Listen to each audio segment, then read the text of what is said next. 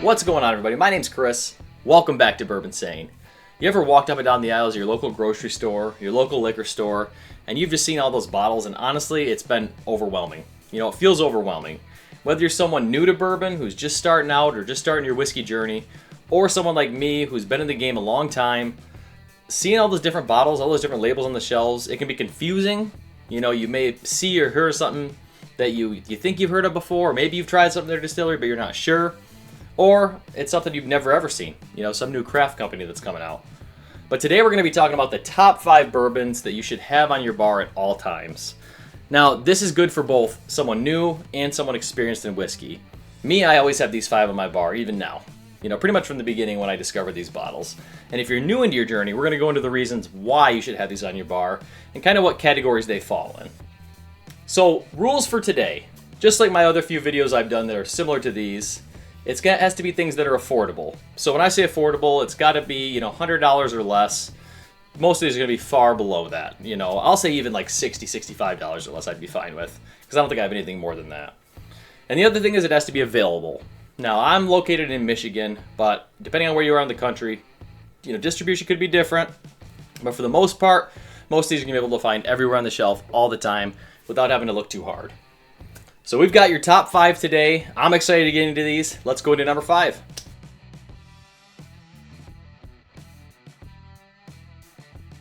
Now, every good bourbon bar should always have a cocktail bourbon. And for me, that's always been Old Grandad 114.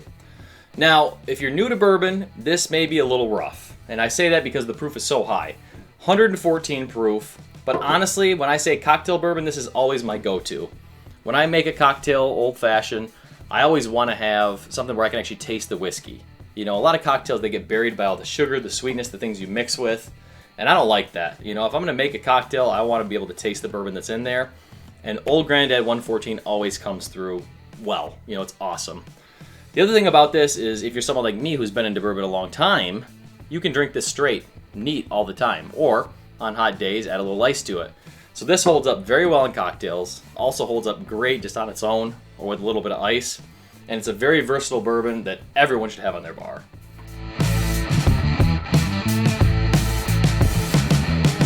Coming in at number 4 on our list today is something that should be considered a daily sipper or a daily drinker. And for me, that's going to be Early Times Bottled in Bond. Now, there's too many bottles for me to include with this. You know, this is just one of my many favorites I have as a daily sipper. And for Early Times Bottled in Bond, over the years, this isn't as good as it once was, I'll say. But honestly, for the price, this holds up extremely well to what it used to be and what it was. This is a liter bottle, and I've heard other people say they can get this for $15 or $20. About $30 here for me in Michigan. But one reason why I like this, and someone who's been in bourbon for a while, is because it's 100 proof. You know, the Bottled in Bond's at least 4 years, 100 proof whiskey. And always delicious. You know, it's got a slight nuttiness, so if you like those kind of Heaven Hill, Jim Beam profiles, it does give you that nuttiness. And I think for the value at a liter bottle, you can never go wrong with this, ever having this on your bar. Now, daily sipper, as I mentioned, can be anything. Anything you like. You know, I debated about putting just Buffalo Trace in here, but some markets have trouble getting that. Eagle Rare could be another one. There's so many options out there for daily drinkers and daily sippers. But for me, what I reach to most of the time is something that's easy to sip, 100 proof, and not something I have to think about too much. Early Times Bottled in Bond is my go-to.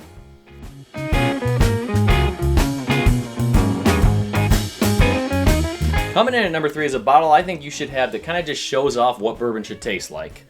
If you have someone new to bourbon who's coming over to your house and you want to introduce them to bourbon, introduce them to whiskey, but also take them on a little journey, I oftentimes will reach for the Old Forester 1920. And it's not just for the sharing aspect of it. 1920 throughout many years has been a wonderful bourbon. Old Forester Distillery, delicious. And honestly, you could put the Old Forester 100 on here as well. But this to me is just classic bourbon. You know, if you think about the word bourbon and what bourbon is as a spirit, you pour this for someone, this kind of gives them that flavor profile.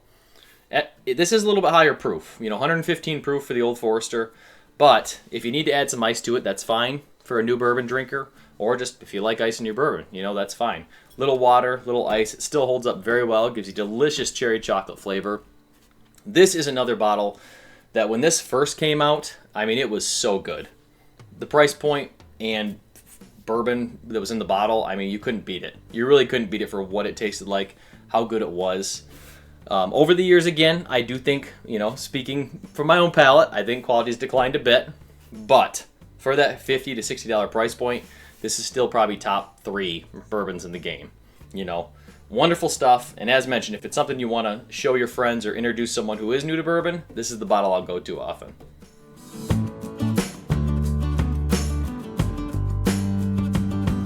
Coming in at number 2, this actually kind of relates to the previous category we had with number 3, and it's a bourbon that has a conversation starter.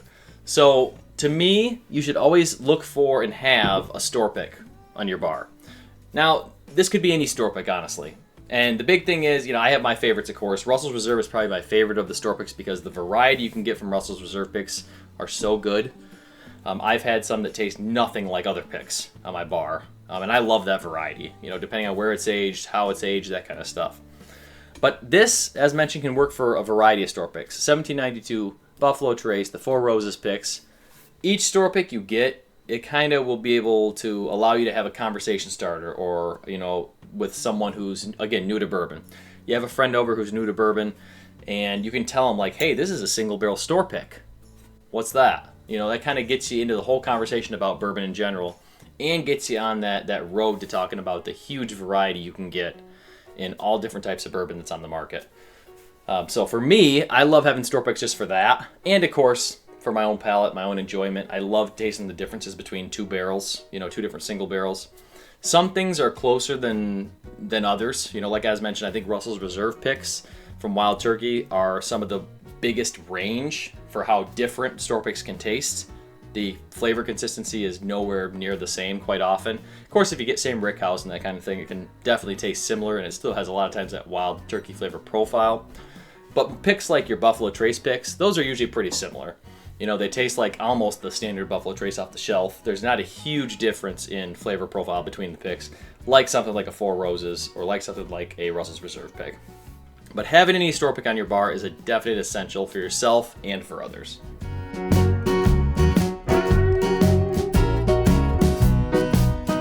Coming in at number 1 of the top 5 bourbons you must have on your bourbon bar at all times, I'm sticking in the Wild Turkey wheelhouse. Wild Turkey Rare Breed. I probably don't even have to say much about this, but for those of us that are new to bourbon, I'll go into this a little bit. So coming out of Wild Turkey, this is their high proof, barrel proof expression from Wild Turkey. And honestly, through all the years, I've just loved this bottle. Always so good, always so consistent. And the reason that you should have this on your shelf, not only is pick something from your favorite distillery. For me, that's Wild Turkey. So I like to have the Wild Turkey products in general all the time, as you saw from the Russell's pick in the previous number. But once you get into your bourbon journey a little more, you're going to tend to lean more towards high proof things. And Wild Turkey Rare Breed is about $40 to $50 still in most markets, which is crazy for a barrel proof. Probably the best value barrel proof out there on the market. And as mentioned, Wild Turkey is just my distillery. I mean, I love it. I love it. I could have also included a Elijah Craig barrel proof pick in here or just Elijah Craig barrel proof in general. That's another one that I would always recommend having in the bar as well. As an honorable mention, I guess we'll do now. And it was a toss-up between the two. But because Wild Turkey is probably my favorite distillery, that's why I included them over the Elijah Craig barrel proof. Either way, though, you can't go wrong. And having a barrel proof expression, especially as you get further into bourbon, is a must-have. Well, as mentioned, there's so many different bourbons that you really should have on your bar, but I had to limit it to just 5 today. And for me, these are just 5 of my favorites. Let me know down in the comments below, what are your go-to 5 you recommend, or the top 5 bourbons you should always have on your bar all the time? I honestly can make a part 2, part 3, part 4 of this, and who knows, maybe I'll do that because I typically keep about 20 stocked all the time. So for me, that's kind of the sweet spot. But for someone new to the bourbon journey, this is a good place to start. And but I want to hear your thoughts. Let me know what I missed. Let me know what you would have included or not included, and give me some feedback. If you haven't yet, please do check out my website, bourbonsane.com. I'm putting out the latest in whiskey news and reviews, keeping up with all the distilleries. Loving doing it. Been a great time writing articles and bourbon reviews like this. So appreciate y'all being here today. Thanks for watching the video. I'll see you next week. Stay insane.